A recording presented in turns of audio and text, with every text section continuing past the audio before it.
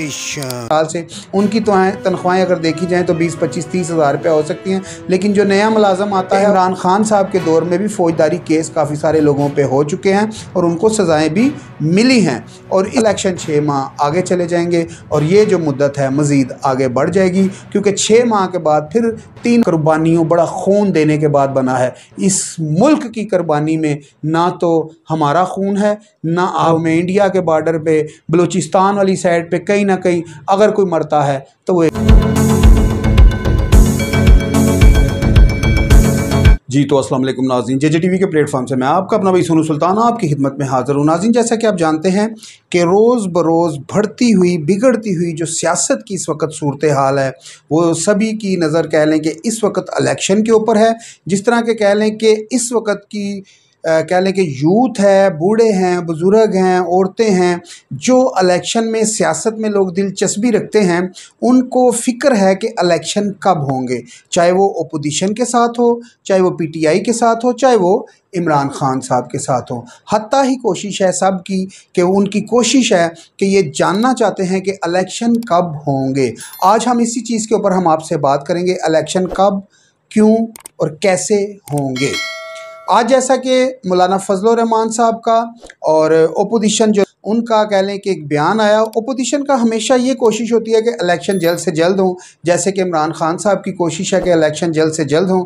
यानी कि इस वक्त अगर वो वफाक में अगर हम देखते हैं, आप जो हैं वो अपोजिशन लीडर हैं, तो उनने कहा अगर इलेक्शन 6 माह आगे चले जाते हैं तो मुझे कोई इतराज़ नहीं। ये कहना है अपोजिशन इस वक्त के वफाक में। और मौलाना फजल रहमान साहब की भी कोशिश यही है कि इलेक्शन जो हैं 6 माह आगे चले जाएं, और यही कोशिश है आसफ़ अली ज़रदारी साहब की यानी कि पीपल्स पार्टी की, और यही कोशिश है PDM की और PMLN की, मुस्लिम लीग नून की भी यही कोशिश है। अच्छा जी, इस वक्त जितनी भी जमातें हैं वो ये चाहती हैं कि इलेक्शन आगे जाता है और जाना चाहिए। उसकी वजह यह है कि जब तक मुल्क की माइशत जो है संभल नहीं जाती तो इलेक्शन नहीं होने चाहिए, क्योंकि इस वक्त कह लें कि जो मुल्क की सूरत हाल है वो काफ़ी कमज़ोर है, मईशत बहुत कमज़ोर है।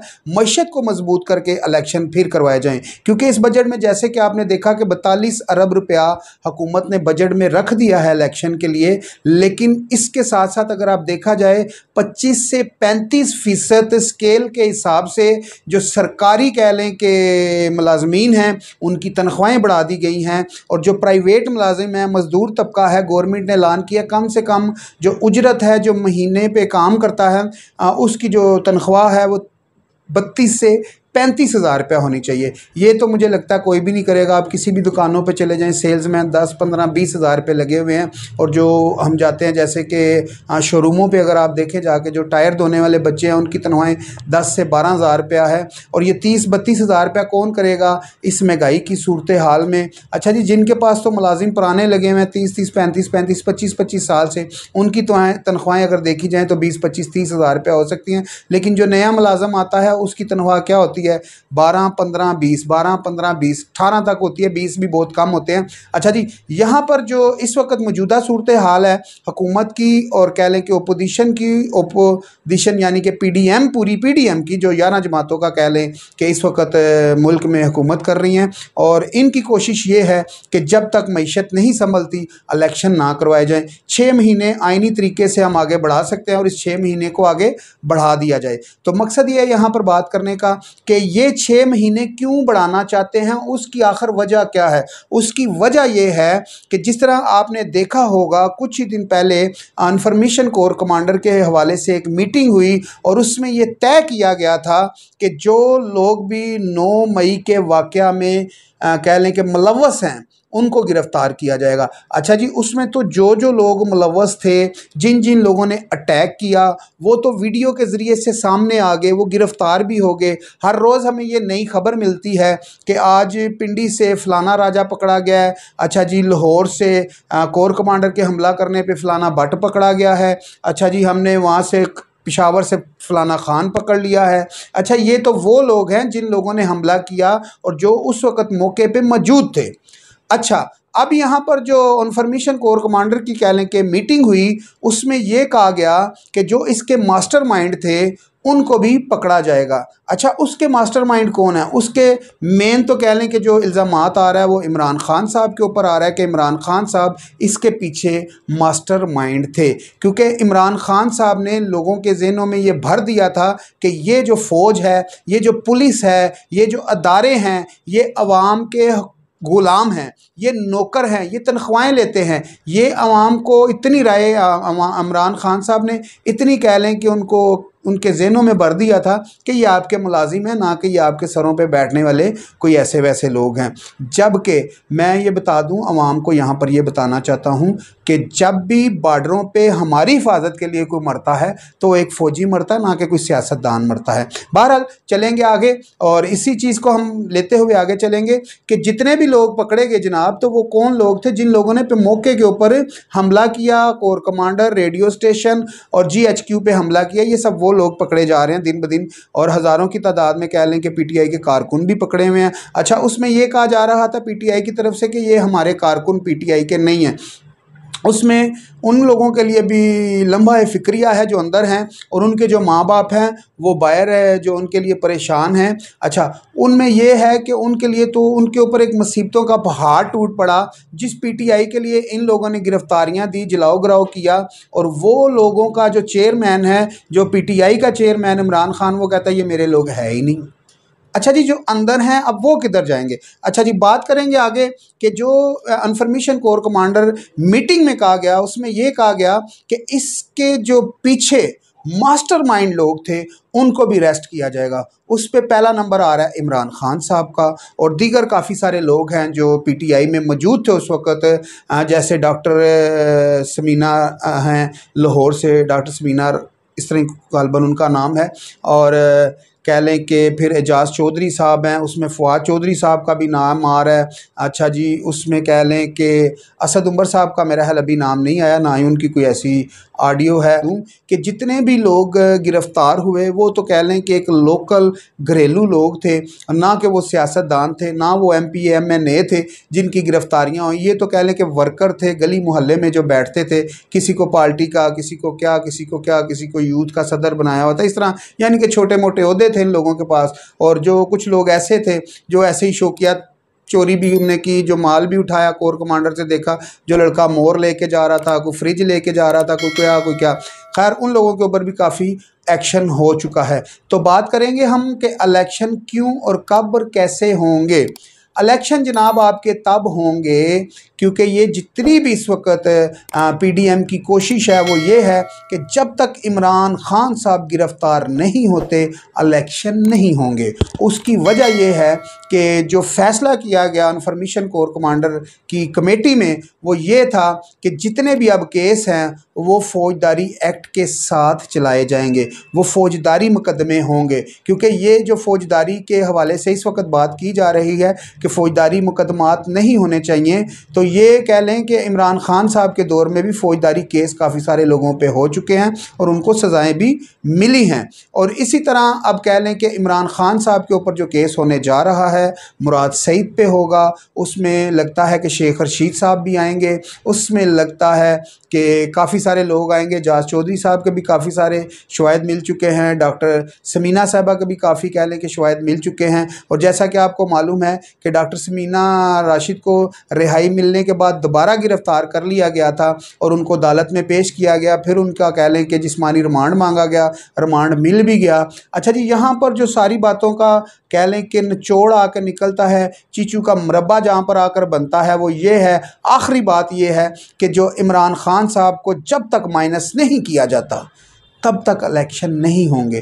क्योंकि इस वक्त जैसा कि हम देखते हैं 2018 के बाद जैसे ही PDM इमरान खान साहब को अदम एतमाद से भगाती है घर की तरफ, और इमरान खान साहब अदम एतमाद से गए हैं, ना कि उनके ऊपर कोई साजिश, ना कोई ऐसा। क्योंकि अदम एतमाद ने आपको अपनी वोटें पूरी करनी होती हैं जो इमरान खान साहब से नहीं हुई थी, और वो पीडीएम ने करके दिखाई, क्योंकि 11 जमातों ने जब वोटें डाली तो जो इमरान खान साहब हैं वहाँ से फारिग हो गए असम्बली से। तो मकसद ये है यहाँ पर बात करने का, जब इमरान खान साहब को अदम एतमाद से घर भेजा गया था तो उसी टाइम पर मैं आपको बता दूं जो पीडीएम की हुकूमत थी उनने एक बहुत बड़ी मुसीबत अपने ऊपर मोल ले ली थी। वो मुसीबत क्या थी कि महंगाई का उस वक़्त बहुत ज़्यादा ज़ोर था, और उसकी वजह ये थी कि इमरान खान साहब ने कह लें कि ऐसे कह लें कि IMF से मुआहदे किए हुए थे जिनकी उनने कह लें कि मुखालफत की, उन मुआहदों को तोड़ दिया, और मुआहदे तोड़ने की वजह से हुकूमत में एक बदतरीन कह लें कि महंगाई का सिलसिला शुरू हुआ।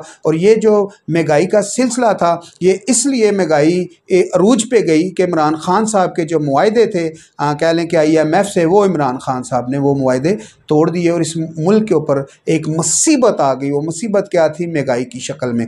तो मकसद ये यहाँ पर बात करने का कि जब तक इमरान खान साहब गिरफ्तार नहीं होंगे ये इलेक्शन नहीं होंगे, क्योंकि पीडीएम का ये कहना है कि हमने रियासत बचाई है, सियासत नहीं बचाई। क्योंकि अगर 2018 में अगर हम देखते हैं कि जब इमरान खान साहब कुर्सी पे विराजमान थे तो उससे पहले इमरान खान की जो पॉपुलैरिटी थी वो इस वक्त काफ़ी डाउन थी। किसकी पॉपुलैरिटी? इमरान खान की, महंगाई की वजह से। जैसे ही इमरान खान साहब महंगाई की सूरत में कह लें कि अदम एतमाद की सूरत में वो अपने घर को जाते हैं तो इमरान खान साहब ने ऐसा बयानिया बनाया, उस वक़्त कह लें कि नून लीग का जो ग्राफ था यहाँ पर था, ऊपर था, और जैसे इमरान खान से अमेरिकन साजिश का वो लेटर निकाला, बयानिया बनाया, तो करते कराते इमरान खान अपने बोल बचन की वजह से अपना ग्राफ ऊपर ले गए। क्योंकि हमारी जो कौम है ना जी, ये हम लोग अमेरिका से पैसे भी ले लेते हैं, अमेरिका से पैसा लेके मुल्क भी चला लेते हैं, और फिर क्या होता है, हम अमेरिका को गालियां भी देते हैं कि अमेरिका हमारा दोस्त नहीं हो सकता, यहूदा हमारा फलां ढमकान में सारी बातें हैं।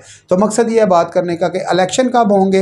इलेक्शन होंगे इमरान खान की गिरफ्तारी पे। और मैं आज आपको यहाँ पर अपने तजज़िये के साथ आपको बता दूँ, इलेक्शन 6 माह आगे चले जाएंगे और ये जो मुद्दत है मज़ीद आगे बढ़ जाएगी, क्योंकि 6 माह के बाद फिर 3 माह के लिए निगरान सेटअप आएगा। ये करते कराते 1 साल बन जाएगा। तब तक जैसा कि आपको मालूम है उमर बंदयाल साहब हैं, उनने भी जाना है, और फिर उसके बाद काजी फ़ायज़ ईसा ने भी आना है। फिर असल में इमरान खान को सज़ाएँ और इन सारों चीज़ों का मामला होगा। यहाँ पर हम बात करेंगे जंगीर तरीन साहब ने जो अपनी पार्टी बनाई है, उस पार्टी में जितने भी लोग चले गए हैं, ठीक है, काफ़ी बड़े बड़े नाम, अली जैदी साहब चले गए, फिर जी फवाद चौधरी साहब चले गए। अच्छा जी, मैं कह लें कि डॉक्टर आशिक फरदौस अवान साहबा का तो मैं ज़िक्र ही नहीं करूँगा, क्योंकि पहली बात मैं आपको बता दूँ वो पार्टी से निकली नहीं, उनको पहले ही निकाल दिया गया हुआ था जब चौधरी परवेज़ इलाही साहब वज़ीर आला बने थे। उससे पहले ही जो उनसे ना जी जो है कि डॉक्टर फरदौस आशिक अवान साहबा को निकाल दिया था। और अब जो यहाँ मसला चल रहा है वो ये है कि जो डॉक्टर फरदौस आशिक अवान साहबा हैं, अगर वो कहें जी मैं पार्टी से मैंने दस्तबरदार हुई हूँ, पार्टी मैंने छोड़ी है, तो ये गलत होगा, क्योंकि पार्टी ने उनको पहले ही छोड़ दिया था। अच्छा, यहाँ पर जो सबसे मेन और बड़ी बात ये है, ये मेरा सवाल है उन अदारों से, इस मौजूदा हुकूमत से जो लोग जंगीर तरीन की पार्टी में चले गए हैं, क्या आने वाले दिनों में ये जो जलाओ गिराओ में ये जो लोग शामिल हैं जो जंगीर तरीन की पार्टी में हैं, क्या इनके ऊपर केस होंगे? फवाद चौधरी क्या जलाओ गिराओ में मुलव्वस था?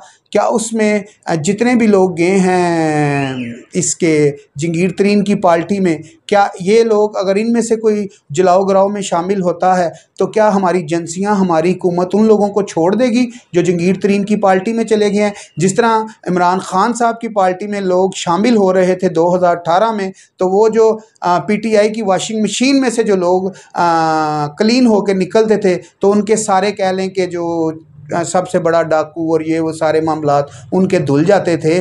तो आज भी ऐसा ही होगा। जो जंगीर तरीन की वॉशिंग मशीन नहीं बनी है तो उसमें जितने भी लोग होंगे जलाओ गिराओ में, क्या उनके सारे जो वो जुर्म हैं वो मुआफ़ करके तो उस जंगीर तरीन की वॉशिंग मशीन से निकलने के बाद क्या उनके ऊपर ये जो जलाओ गिराओ के कह लें कि उनके ऊपर मुकदमे होंगे, नहीं चलेंगे? ये बड़ा सोचने वाली बात है। और यहाँ पर मैं एक चीज़ बता दूँ आपको कि जो जंगीर तरीन की पार्टी में लोग गए हैं, क्या उसको जंगीर तरीन को पंजाब में या जनूबी पंजाब में, वफाक में, इस्लामाबाद में, KPK में, किसी भी शहर में अगर जंगीर तरीन की पार्टी से कोई भी खड़ा होता है तो क्या उसको वोट कोई डालेगा? क्या उनकी इतनी पॉपुलैरिटी है कि जंगीर तरीन की कि उनको अवाम वोट डालेगी? ये एक बड़ा दिलचस्प और सोचने वाला सवाल है कि एक नई पार्टी आई है वजूद में 2023 के इलेक्शनों में हिस्सा लेने के लिए, जिनका कह लें कि चेयरमैन जंगीर तरीन साहब है, और ऐसा चेयरमैन है जो फ़िलहाल नाअहल है, और जो है पार्टी की फ़िलहाल जो कमान है वो अलीम खान और चौधरी साहब के हाथ में है, और डॉक्टर फरदौस आशिकवान, अल्लाह माफ़ करे, जिनकी ज़ुबान ऐसी है कि जब वो बोलती हैं तो दिल करता है यार टीवी बंद कर दें, क्योंकि वो लफ्ज़ों का चुनाव जो है वो अच्छा नहीं करती अपनी पार्टी के लिए। जिस पार्टी में भी वो अच्छा बोलती हैं, पार्टी के साथ उस टाइम तक वो वफ़ादार होती हैं जब तक वो पार्टी के लिए बोल रही होती हैं, लेकिन जैसे ही उनका कह लें कि टीवी पे बोलना आता है, मैं यहाँ पर डॉक्टर आसिफ फरदौस अमान साहबा को ये हाथ जोड़ूंगा कि मैडम अब आप नई पार्टी में आ गई हैं तो खुदारा अपनी ज़ुबान पर, अपने लफ्ज़ों पर ज़रा गौर कीजिएगा, क्योंकि ये टीवी खाली हम लोग नहीं, बच्चे भी देखते हैं और आपका बयान बच्चे भी सुनते हैं। और दोबारा ऐसे अल्फाज ना इस्तेमाल कीजिएगा कि अपनी अपनी मंजी थले डांग फेरो, हैं जी, किते मूँह ते नक तुसी ढक लिया तो करोना भावें किधरों भी होरों वड़ जाए। मकसद ये है कि ऐसी ज़ुबान से आपने परहेज़ करना है। ये एक कह लें कि भाई का मशवरा भी है और एक रिक्वेस्ट भी है आपके लिए। और मैं ये चाहता हूँ कि जिन जिन लोगों ने 9 मई के वाक़यात में शामिल हैं उन लोगों को आइन और कानून के मुताबिक पनिश मिलनी चाहिए। उसकी वजह यह है कि ये मुल्क बड़ी कुर्बानियों, बड़ा खून देने के बाद बना है। इस मुल्क की कुर्बानी में ना तो हमारा खून है, ना आपका खून है, ना सियासतदानों का खून है। इसके लिए अगर 1971 की जंग देखी जाए, 1965 की जंग देखी जाए या 1947 का वाक़यात देखे जाएँ, तो जो हमारे बड़े बुज़ुर्ग थे जो वहाँ से महाजर होके आए, जिन लोगों ने अपनी इज़्ज़तें, अपनी जायदादें लटाकर इस मुल्क पाकिस्तान में आके क़याम किया, इस मुल्क को बनाया, तो उन लोगों की वो कुर्बानियाँ हैं। फिर अगर देखते हैं हम कि 1965 में, फिर 1971 की जो जंगें हैं उसमें हमारी फ़ौज ने बहुत बड़ा किरदार अदा किया इस मुल्क को बचाने के लिए। और आज भी जो आपकी फ़ौज है, मेरी फ़ौज है, इस मुल्क पाकिस्तान की जो इज़्ज़त है वो फ़ौज है। और आज भी मैं आपको बता दूं कि कह लें कि बार्डरों पे, इधर अफ़गानिस्तान के बार्डरों में, इंडिया के बार्डर पे, बलूचिस्तान वाली साइड पे कहीं ना कहीं अगर कोई मरता है तो वो एक फ़ौजी मरता है, कोई सियासतदान नहीं मरता। लिहाजा अपनी फ़ौज की आप इज़्ज़त कीजिए, अपने मुल्क की इज़्ज़त कीजिए। ये सियासतदान आने जाने वाली चीज़ें हैं, सियासतदानों के पीछे लग के अपने मुल्क का बेड़ा गर्क मत कीजिए। क्योंकि जैसे आपने देखा कि ये मेट्रो बनी और कह लें कि मुल्तान में, लाहौर में, इस्लामाबाद में मेट्रो बनी, तो इसके ऊपर मैं आपको बता दूं 30 और 30 तकरीबन 90 अरब रुपया ख़र्चा आया। तो अगर हम KPK की मेट्रो की तरफ बात करें, ठीक है, जिसका भी एहतसाब होना है जनाब, ये 3 मेट्रो 90 अरब रुपए में बनी हैं। और कह लें कि परवेज़ खटक साहब ने अपनी एक मेट्रो जो है 100 करोड़ से भी, 100 अरब से भी ऊपर ले गए, जो 1 खरब के करीब करीब पैसा बन रहा है। और इधर 90 अरब रुपए की 3 मेट्रो बनी है, 90 अरब रुपए की 3 मेट्रो बनी है। और पेशावर KPK में एक मेट्रो जो कंप्लीट नहीं हुई 100 अरब से भी अबव पैसा कर चुकी है। मैं कहता हूँ इन सब का एहतसाब होना चाहिए। पाकिस्तान को सभी लूट रहे हैं दोनों हाथों से, और इसका एहतसाब अब कौन करेगा? जैसे कह लें कि 2018 के बाद या पहले जिस तरह नवाज शरीफ और ये वो सारी जमातों का ऑपरेशन किया गया, लूटी हुई दौलत लाएंगे, ये करेंगे, जिस तरह इमरान खान साहब ने नारे मारे, आज इमरान खान साहब का ऑपरेशन हो रहा है। इमरान खान साहब की जो बहन है उसके ऊपर इल्ज़ामात हैं कि खरबों रुपए की लिया में जो जगह उसने करोड़ों रुपए में लिखवा लिया लोगों से, और ये खुला कह लें कि एक तजाद है। और ये चीज़ें अब खुल के सामने आनी शुरू हो गई हैं। अब्दुल कादर ट्रस्ट कैसे बना, और वो कह लें कि अरबों रुपया कैसे, पाकिस्तान में 60 अरब रुपया पाकिस्तान के जो हुकूमत के पास आना था वो कैसे इधर उधर किया गया। इन चीज़ों का सब का ऑपरेशन होना चाहिए। फरा गोगी क्या थी, बुशरा बीबी क्या है, ये सब का एहतसाब होना चाहिए। ये पैसा इस मुल्क का है, जिसने लूटा है उसका कह लें कि गिरबान पकड़ कर ये पैसा निकालना चाहिए, तब जाके इस मुल्क को बेहतरी मिलेगी। नाज़रीन, यहाँ पर हम आपसे इजाज़त चाहेंगे। इलेक्शन जो हैं 6 माह मज़ीद आगे चले जाएंगे अपनी आइनी मुद्दत से भी ज़्यादा। फिर 3 माह उसमें निगरान सेटअप बैठेगा, फिर 1 साल आप इंतज़ार करें और 1 साल तक समझें कि इन्हीं की हुकूमत है। इलेक्शन तब होंगे जब इमरान खान साहब को सज़ा हो जाएगी, क्योंकि अभी जो इंतज़ार किया जा रहा है वो इसी चीज़ का है, इमरान खान को सज़ा कब होगी। अपने भाई सोनू सुल्तान को इजाज़त दीजिए, मिलते हैं अगली वीडियो में। अल्लाह हाफिज़।